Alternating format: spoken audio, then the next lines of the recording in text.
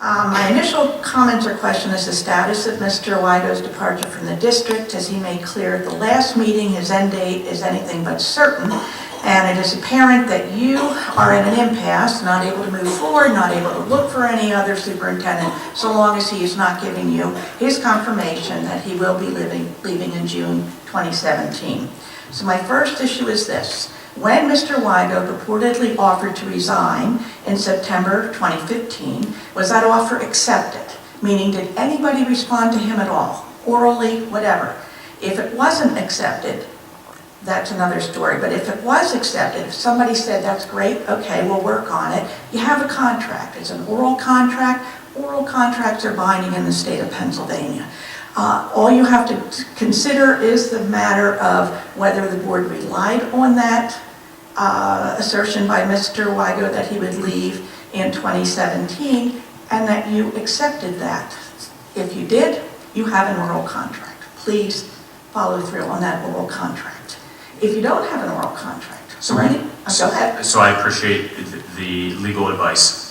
We have to rely on our own solicitor. Well, and that's where I have another question. So we have I our have another solicitor question. for that. I have another question based on that. Mr. Kelly, does he represent the school board? Yes, Or Mr. does he Kelly is hired represent the district? Well, he's hired by the school board to represent Which, us. in this case, may have two different interests, in which case the school board needs its own attorney to determine whether a contract was entered into.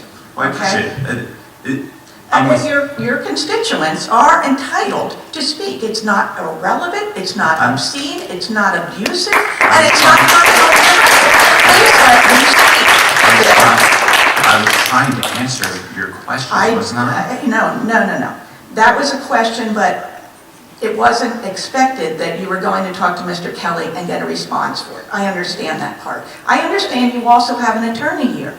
But what I'm saying is I believe the school board needs its own attorney to determine whether, in fact, there is an agreement with Mr. Wigo to leave.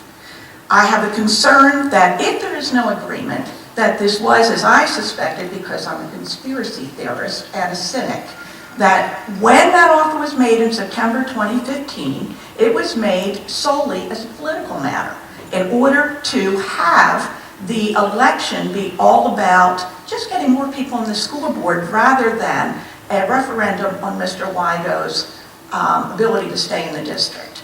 If it was a political matter and it was a matter of political theater that Mr. Wigo said he was leaving, that is certainly a disservice to the constituents.